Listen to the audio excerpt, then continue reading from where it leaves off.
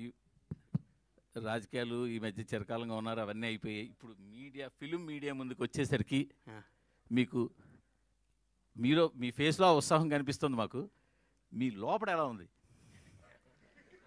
తప్పిపోయిన పిల్లాడు 7 సంవత్సరాల తర్వాత అడవిలో తిరిగి అమ్మా నాన్న కలిసినట్టుందా? ఓకే. చిన్నప్పుడు ఎవరో కాశీయాత్ర వెళ్తున్నారు, ఒక అమ్మా నాన్న తీసుకొని ట్రైన్ దిగి పారిపోయాడు కుర్రాడు. వాడికి అమ్మా నాన్న వీడి ఇంటెన్షన్ ఏంటి, వీడు పారిపోదామని కాదు, వీడు ఏదో అవుదామని. అక్కడ ఏమి కాకపోతే వాడికి అమ్మా నాన్న గుర్తొస్తే వచ్చి అమ్మా నాన్న కలుసుకుంటే అంత కిక్ ఉంటుంది, అంత కిక్ ఉంది మిమ్మల్ని కలుస్తుంటే. నాకు very good, very good, very good. Ganesh గారు అన్న, మీరు కొత్త సినిమాతో మళ్ళీ మీడియా ముందుకు వస్తారనుకుంటే గబ్బర్ సింగ్తో వచ్చారు, కారణం ఏంటి? ఇది కొత్త సినిమానే కదన్నా? కొత్త సినిమా ఇది ప్రతిరోజు కొత్త సినిమానే. ఇది ఎవరికి కింద న్యూస్ మారొచ్చు అన్న, పైన హెడ్డింగ్ మారదు. ఈనాడు పేపర్, ఆంధ్రజ్యోతి పేపర్. గబ్బర్ సింగ్ అనే చరిత్ర అంతే ఇది. రిలీజ్ కదా అన్న, గబ్బర్ సింగ్ అనే చరిత్ర రిలీజ్కి కూడా ఇంత క్రేజ్ వస్తుంది నేను కూడా అనుకోలేదు. అంటే పవన్ కళ్యాణ్ గారి స్టామినా అది, పవన్ కళ్యాణ్ గారి రేంజ్ అది. ఒక ప్రాపర్గా ఒక వ్యక్తి, ఒక సంకల్పం అంత గొప్పది. పవన్ కళ్యాణ్ గారు అంత గొప్పది. ఈ సినిమా, ఇది కొత్త సినిమా కంటే ఎక్కువ కలెక్షన్స్ వస్తాయి. ఈ మధ్య కొత్త సినిమాలు అన్నిటికంటే బ్రహ్మాండంగా ఉంటుంది. ఇవాళ నేను చెప్తున్నా, పరమేశ్వర్ ఆర్ట్ ప్రొడక్షన్స్లో సినిమాలు.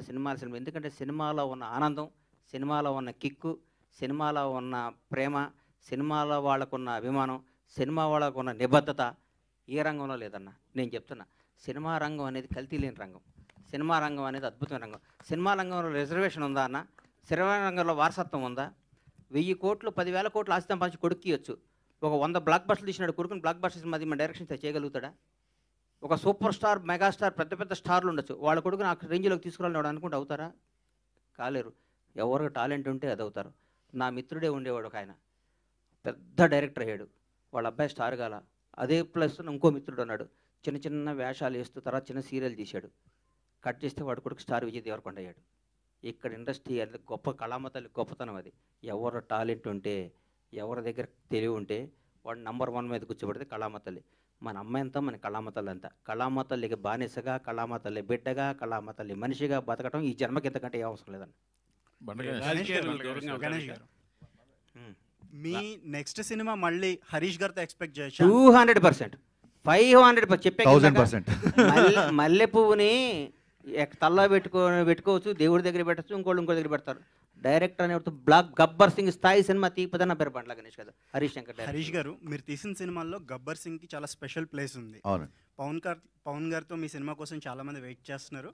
ఆల్రెడీ ఉస్తాద్ భగత్ సింగ్ టీజర్ అనేది చాలామంది కిక్ ఇచ్చింది ఫ్యాన్స్కి. ఇప్పుడు మీ నెక్స్ట్ సినిమా అదే ఇమీడియట్గా సెట్స్ మీదకి వెళ్ళబోతుందా? మొన్ననే కళ్యాణ్ గారిని కలిసామండి. మీకు ఆల్రెడీ మిగతా సినిమాల స్కెడ్యూల్స్ కూడా వస్తున్నాయి కదా. కళ్యాణ్ గారు మళ్ళీ హరిహర వీరమల్లు, ఓజీ, అలాగే ఉస్తాద్ భగత్ సింగ్ 3 రెజ్యూమ్ చేస్తున్నారు. సో నాకు తెలిసి ఇమీడియట్గా షూటింగ్ అదే ఉంటుండొచ్చు. డేట్స్ కన్ఫర్మ్ అయిన తర్వాత నేను మీడియాతో షేర్ చేసుకుంటాను. రీసెంట్గా మీరు చిరంజీవి గారితో ఒక యాడ్ డైరెక్ట్ చేశారు. మళ్ళీ చిరంజీవి గారితో సినిమా ఏమన్నా అప్పుడు డిస్కషన్ జరిగిందా? ఖచ్చితంగా అండి. చిరంజీవి గారు ఎప్పుడు కలిసినా, నేను ఆయన ఎప్పుడు కలిసినా ఫస్ట్ నేను మాట్లాడేది, సార్ మన కాంబినేషన్ సినిమా అలా ఉండాలి, ఇలా ఉండాలి, ఏం ఆడుకుంటాం. మన యాడ్ కూడా చాలా ఎంటర్టైనింగ్గా వచ్చిన యాడ్, ఆయనకి బాగా నచ్చింది. డబ్బింగ్ చెప్తున్నప్పుడు చాలా అప్రిషియేట్ చేశారు. సో నేను ఒక నేచర్ లా అని నమ్ముతానండి. మనకి నేను చెప్పే కదా, మిరపకాయ సక్సెస్ తర్వాత నేను వేరే ప్రొడ్యూసర్ దగ్గరికి వెళ్తుంటే కళ్యాణ్ గారి నుంచి కాల్ వచ్చి గబ్బర్ సింగ్. సో నేను గబ్బర్ సింగ్ తీసా అని అనుకోను, గబ్బర్ సింగ్ సినిమా నన్ను చూస్ చేసుకుంది అనుకుంటా. నేచర్ కాల్ అది, ప్రకృతి సహజంగా వచ్చిన ఒక decision, universe call actually. So అందుకు నేను చిరంజీవి గారితో కూడా ఆ యూనివర్స్ ఆ కాల్ తీసుకున్నప్పుడు I think it will happen అండి. నేను కూడా వెయిటింగ్ అండి. గణేష్ గారు మొన్ననే మెగాస్టార్ చిరంజీవి గారి సినిమా ఇంద్ర రిలీజ్ అయ్యి వరల్డ్లో పెద్ద బ్లాక్ బస్టర్ హిట్ అయింది. ఇప్పుడు మళ్ళీ ఇమీడియట్గా పవన్ కళ్యాణ్ గారు గబ్బర్ సింగ్ మళ్ళీ it is going to rewrite another history. మీరు ఒక మెగా అభిమానిగా దీని మీద మీ తాలూకా ఎక్స్ప్రెషన్ ఏంటండి? ఇండస్ట్రీలో no other sector is able to claim this success. వాళ్ళకి మాత్రమే వస్తున్న ఈ పరంపర మీద. అన్న నాగేంద్ర అన్న, నేను ప్రేమ ఖైదీలో జూనియర్ ఆర్టిస్ట్గా వేషం వేసినప్పుడు ఆయన పెళ్లి కొడుకు వేషం వేశాడు. అంటే దాదాపు 33 ఏళ్ళు. నాకంటే బెటర్ పొజిషన్ ఆ రోజు మా అన్నది. నేను ఒక పెద్ద డైరెక్టర్, జాలి, మేమందరం ఉత్తేజమైన చిన్న చిన్న జూనియర్ ఆర్టిస్టులు వేషాలు వేస్తే అప్పట్లో పెళ్లి కొడుకు వేషం. అబ్బాయి ఈ వేషం నాకు వస్తే బాగుండు అనుకున్నాను నేను కుర్రాడుగును సరిపోవని ఆయనకి ఇచ్చారు. అప్పుడు నేను హైదరాబాద్ వచ్చిందే చిరంజీవి గారిని చూడటానికన్నా. నేను సినిమా రంగం అనేది హైదరాబాద్లో ఉంటుంది, సినిమా షూటింగ్ చూడవచ్చు, సినిమా అని అంటే నేను చిరంజీవి గారి అభిమానిగా వచ్చాను. చిరంజీవి గారి వల్లే నాకు పవన్ కళ్యాణ్ గారు కానీ, చిరంజీవి గారు ఇండస్ట్రీకి రావటం కానీ, చిరంజీవి గారు ఇందిరా కొట్టడం, దాన్ని మించిన స్థాయిలో నా సినిమా ఉండాలని నేను అనుకుంటాను. ఎందుకంటే నేను స్వార్థపరుడిని, ఎందుకంటే నేను నంబర్ 1గా ఉండాలనుకుంటాను. చిరంజీవి గారు అంటే ప్రత్యేకమైన అభిమానం, గౌరవం, ప్రేమ. ఆయన గురించి నేను మాట్లాడే స్థాయి నాది కాదు. చిరంజీవి గారు అనేవాడు నా హృదయంలో ప్రథమ భాగంలో ఉంటారు ఆయన. నేను చిరంజీవి గారిని ప్రేమించి ఆరాధిస్తా. పవన్ కళ్యాణ్ గారు అంటే ఎందుకు నాకు జీవితాన్ని ఇచ్చాడు కాబట్టి ఆయన దేవుడు అనుకుంటాను. పవన్ కళ్యాణ్ చిరంజీవి గారిని చిన్నప్పుడు స్కూల్కి వెళ్ళేటప్పటి నుంచి చిరంజీవి గారిని చూసి పెరిగినాడు కాబట్టి చిరంజీవి గారు ఎప్పుడు బాగుండాలి, ఇంకా బ్లాక్ బస్టర్ తీయాలి. మీ ద్వారా ఆయన్ని రిక్వెస్ట్ చేస్తున్నా, అన్న ఛాన్స్ నాకు ఇయ్యన్న హరీష్ శంకర్, నేను మీకు బ్లాక్ బస్టర్ సినిమా తీసి అవకాశం తెచ్చుకుంటామన్నా, మీ రుణం తెచ్చుకుంటామన్నా, ఈ యొక్క అవకాశం ఇవ్వండి మీ ద్వారా సార్ని అడుగుతున్నా. చిరంజీవి గారు సార్ మా ఇద్దరు కాంబినేషన్ మాకు అవకాశం ఇవ్వండి.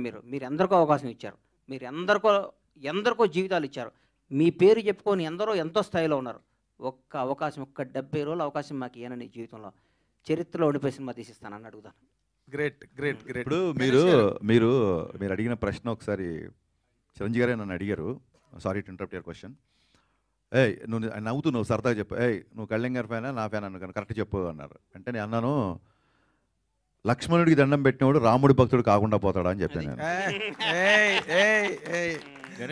గణేష్ అయితే ఇప్పుడు హరీష్ శంకర్ గారు ఇప్పుడు గబ్బర్ సింగ్ సినిమాని మీరు టేకప్ చేసినప్పుడు ఒక దబంగ్ రీమేక్ని తీసుకుని దాన్ని చాలా అత్యద్భుతంగా ఫ్యాన్స్కి ఎలా కావాలో, అంతకుముందు కొంచెం కళ్యాణ్ గారు కొంచెం డిస్మల్ స్టేట్లో ఉన్న దాన్ని మీరు ఈ సినిమాతో ఎక్కడికో తీసుకెళ్లారు సార్.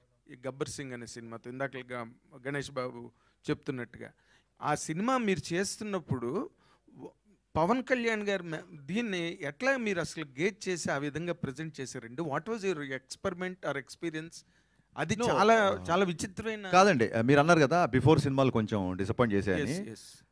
బిహెచ్ఎల్లో నేను కాలేజ్ ఎగ్గొట్టి, ఐ థింక్ 11th క్లాసా 10th క్లాస్ గుర్తు, కాలేజ్ ఎగ్గొట్టి తమ్ముడు తొలిప్రేమ షూటింగ్ జరుగుతున్నప్పుడు ఆ క్రౌడ్లో గాల్లోకి ఎగిరి అలా చూస్తే 2 సెకండ్లు కనిపించేవాడు. నేను చాలా పొట్టిగా ఉండేవాడిని, చాలాసార్లు చెప్పాను.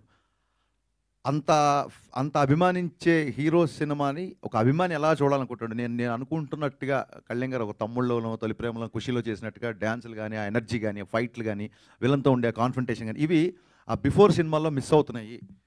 సో ఇది కొత్తగా నేను గేజ్ చేసింది ఏం లేదండి. నేను కొత్తగా కళ్యాణ్ గారు నేను చూపించలేదు. మనం ఏ కళ్యాణ్ గారిని అయితే మిస్ అయిపోయామో ఆ కళ్యాణ్ గారు మళ్ళీ రావాలి అన్న ఒకే నేను థియేటర్లో కూర్చొని నేను కాగితాలు చింపి నేను విజిల్స్ వేసిన కళ్యాణ్ నాకు మళ్ళీ